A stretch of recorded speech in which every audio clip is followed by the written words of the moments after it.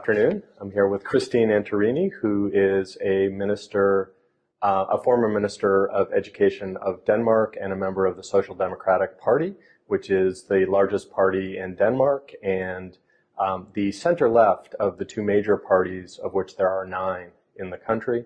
And Christine is here to talk about major education reform in Denmark over the last half dozen years. Christine, great to have you with us. Thank you for the invitation. Wonderful. So just tell us a little bit about the contours, just a sense of what the Danish education system is like. First of all, we are a small country, about 6 million people living there. But education has always played a huge role in Denmark because we don't have any raw materials. We have our brains, and therefore we have invested lots of money in the school system. It's organized a little bit different from here in the States because it's the municipalities. They are the owner of what we would call a compulsory school for all children from 6 years until 16 years. They go together in the local school. It's a public school. It's owned by the local municipality. But that's not the same that you have a lot of different schools. We have a national legislation, and when I was the Minister of Education, we made a reform of the content, what is going on inside the school, but everything about the wages of the teachers, the working conditions, that's a negotiation between the local municipalities and the teachers' union. I see. So what were the conditions that initiated thinking of doing a major education reform in 2012? Well, even though we really have good schools and we are one of the 25th best performing countries in the world when you talk about education, we could see that we didn't create a school for everybody. We had about 15% of the young kids when they left lower secondary school, when they were around 16 years old, they should start in a youth education, but their skills in math and Danish was so poor that they didn't have a real chance to finish either vocational training and education or a high school. So 15%, that's not good enough in a country like Denmark, where we think that we have a good schools for everybody. And we could see that young kids with an immigrant background, or if they came from homes where their parents didn't have any education, they were left behind. So we had too many young kids that didn't have the chance to fulfill their dreams through education. And we had to change the way that we created the content during the day for those kids. And we can come back to what we did to make a better school for these. But we also had a problem when we looked at the talented, very clever, talented children, because they didn't get the chance either to fulfill their whole potential. So we were good in the broad middle, but we didn't make a good school for everybody, and we lost too many. So Christine, what were some of the major components of the reforms that you initiated? We would like to combine theory and practice much better than we did in the school. Actually, during the years, the children got less and less lessons, less and less hours at school, and it became more and more theoretical. And we could see that the pupils, they didn't have the opportunity to do learning by doing. So now the children, they have more time, so that when they have math, they can go outside and they can construct, they can use the math in practice. They can go out when they have science. They use the environment. They can work together with companies in the older classes, so that again, what they train at school, they try it in practice. And when you want to try it in practice, it takes a little bit more time, but it's much more engaging, and it goes into your brain in new ways, so that you remember what you have learned, and it's much more creative. And actually, when we talk about we like to have innovative kids, well, innovation is nothing that you just can read, you have to do it. So we have created the framework so that they can learn by doing. So that was one element, and important. Another thing is that we have introduced what we would call physical activities during the days. It's not only to have sports lessons, it is how to use your body. It could be brain breaks during your English lessons, but it can also be how you jump math with the small kids, or in a lot of different ways how to combine head and body, because we have very good research in Denmark showing that, of course, it's healthy for the young kids to use their body, but they are actually, they learn much better, and what they learn while they're using their body, it will stay there. So, use the newest research to create a school where physical activities actually supported the learning. And we can see a result of that. The schools are very good to work with movement during the day. The kids, they are clever in math. So lengthening the school day, incorporating more active learning and more physical engagement. These may be very contentious things to introduce, and I understand that all of the 9 parties in the country supported the initiative, but the teachers union was less supportive. And so can you talk a little bit about the political environment surrounding the attempt to introduce the reform and how that played out? Everybody in Denmark knew that we had to do something about the school system, and all these new elements, the content about movement, how to combine theory, practice, all those things, both the parties and the teachers, also the union, thought this is a good idea. Unfortunately, I must say, when I look back, the government introduced the reform, and a few months after that, the negotiation about the working condition for the teachers started. It was very tough negotiations between the municipalities organization, because they are the employers here, and the teachers union, because they had one discussion. They had a lot of discussion, but the most important discussion was to remove the right to decide how to develop the local school back to the head teachers of the schools. In Denmark, the teachers union, they had a very strong influence on every single school, how to organize the work. And that's a good thing to work together about how to organize the work. But at the end of the day, it's important that the leaders of the school, they have the possibility to set the framework how to organize this new way of making a school. And they couldn't agree about this reorganizing of the power of who should, at the end of the day, define how to work with these new elements.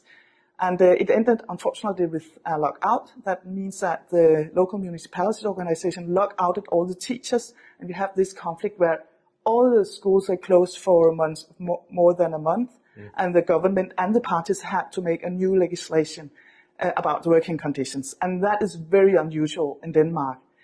So we had a school reform that in the beginning everybody thought this is the right way to make a better school in Denmark. Then we have a conflict about the working conditions for the teachers. So that's not the best way to start a new reform. And even though we have been working with the new reform for more than 3 years, we still have discussion, especially with the teachers union, whether this is the right thing we are doing.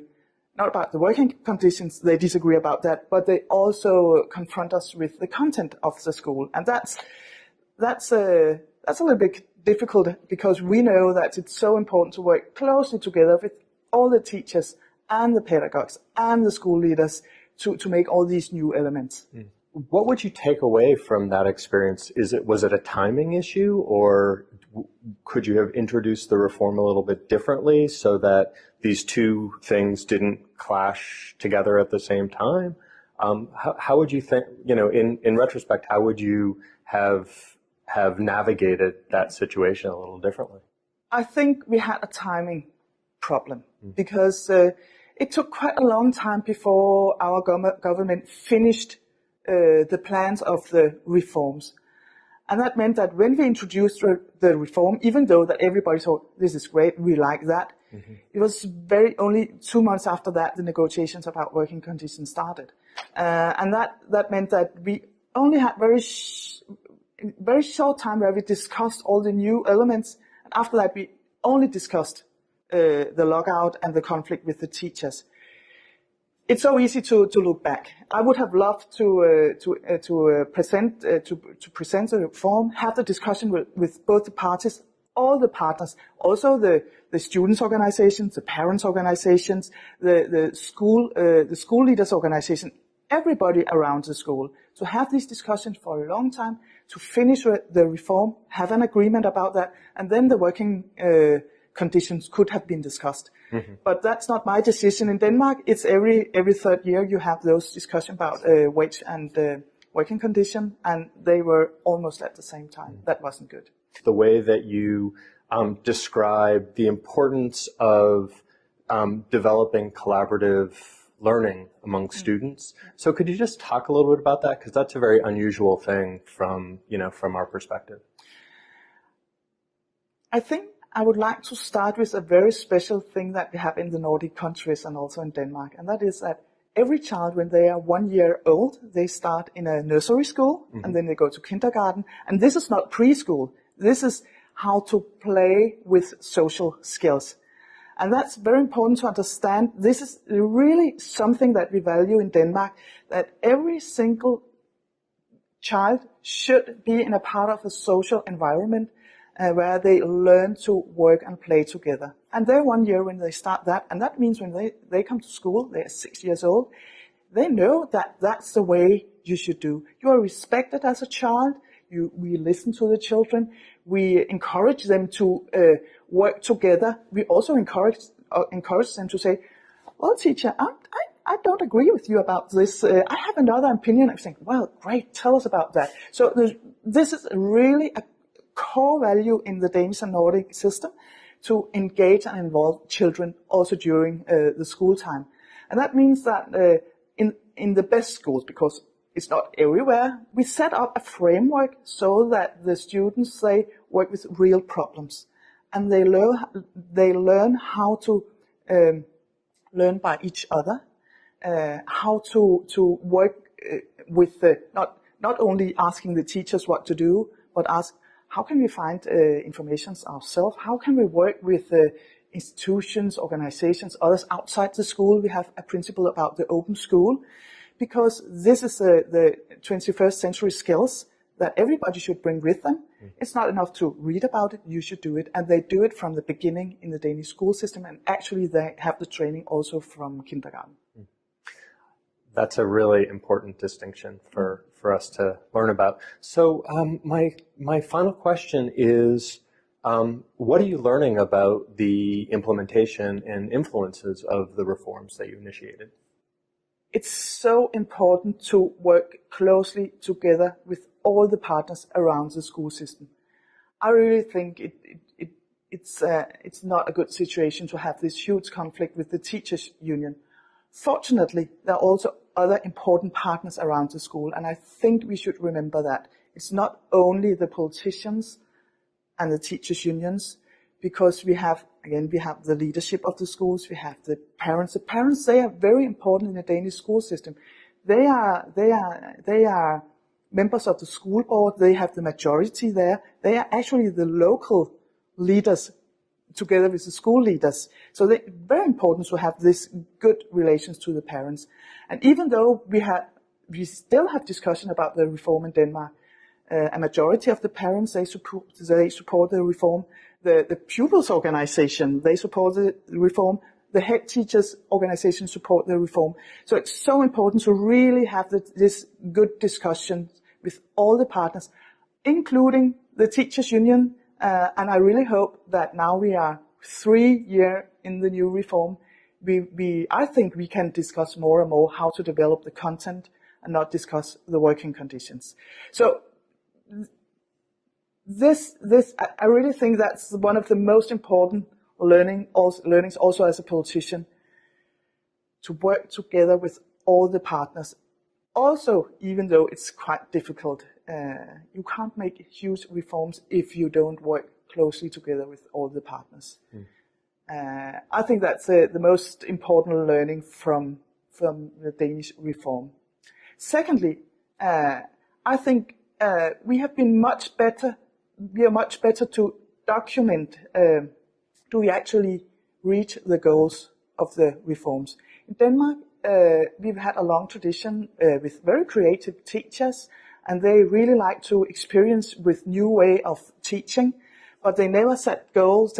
We do this because now we want to narrow the gap so that boys from poor homes, they meet a school that's much better for them. They tried a lot, but they were not systematic in the feedback and evaluation. Now I think we are much better to say, this is the goals, that's what we want to reach. We follow this with research. We learn from our experiences. Hopefully it's good. If not, we also learn from that. And this systematic development of methods towards goals of what we want to do with the school system, I think that's also a very important learning in Denmark, because we don't have a test culture. We don't have a evaluation culture like other countries. And I must also say, I'm not very fond of the test culture that I see in the States and UK, because I think that's too much teaching to the test. That's not the same as we shouldn't test. But in Denmark, we are in the opposite. We do the opposite. We don't follow the pupils. We don't evaluate. We've been much better to do that with the reform, and actually we can show results. And I'm sure that results, it's important that the parents, they can see, wow, my kids, they like to go to school. They are brave. They have good skills. They are better than they were 5 years ago. And actually, that's a great cadeau to the teachers, because they are the ones that have done that. Absolutely. Christine, thank you so much for your time. Thank you.